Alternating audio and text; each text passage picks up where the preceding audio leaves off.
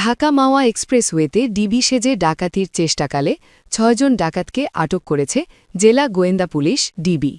শনিবার দুপুর আড়াইটার দিকে মুন্সীগঞ্জ পুলিশ সুপার মোহাম্মদ মেনহাজুল আলম বিষয়টি নিশ্চিত করেছেন।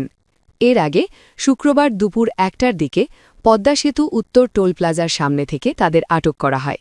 এর মধ্যে সেনাবাহিনীর সাবেক একজন ও পুলিশের সাবেক ২ সদস্য সহ ৬ জন রয়েছেন।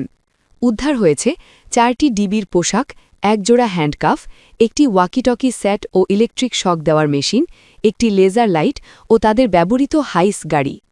আটককৃতরা হলেন সাবেক সেনা সদস্য ২০২০ যশোর সেনানিবাস থেকে চাকরিচ্যুত মোহাম্মদ মুস্তাফিজুর রহমান রাজু ৪৮, ডিএমপি পুলিশের সাবেক সদস্য মোহাম্মদ কাজুল ইসলাম জিকু ৩০, পুলিশ হেডকোয়ার্টার থেকে চাকরিচ্যুত মোহাম্মদ রুবেল রানা ৩০, মোহাম্মদ বশির হাওলাদার ৫৬, মোহাম্মদ হীরা ব্যাপারী ৪৮ এবং মোহাম্মদ ফয়সাল রাব্বি ২১।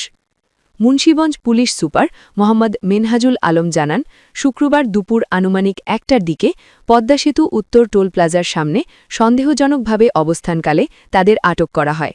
প্রাথমিক জিজ্ঞাসাবাদে জানা যায়, তারা ডিবি পুলিশের পরিচয়ে যাত্রী ও যানবাহন থামিয়ে ডাকাতির পরিকল্পনা করছিল। পুলিশ সুপার আরও জানান, আটক ব্যক্তিদের বিরুদ্ধে আইনানুগ ব্যবস্থা গ্রহণের প্রক্রিয়া চলছে এবং তাদের সঙ্গে আরও কেউ জড়িত আছে কিনা সে বিষয়ে তদন্ত অব্যাহত রয়েছে। এই ঘটনায় ঢাকা মাওয়া এক্সপ্রেসওয়ের নিরাপত্তা নিয়ে নতুন করে উদ্বেগ তৈরি হলেও পুলিশের তৎপরতায় বড় ধরনের অপরাধের হাত থেকে রক্ষা পাওয়া গেছে বলে মনে করছেন সংশ্লিষ্টরা। তোমরা কি পুলিশের লোক, র্যাবের লোক, ডিবির লোক?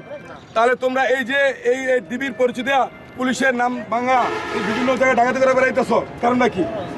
ঠিক আছে, ওদের গাড়ি তো উঠান। কি করছে?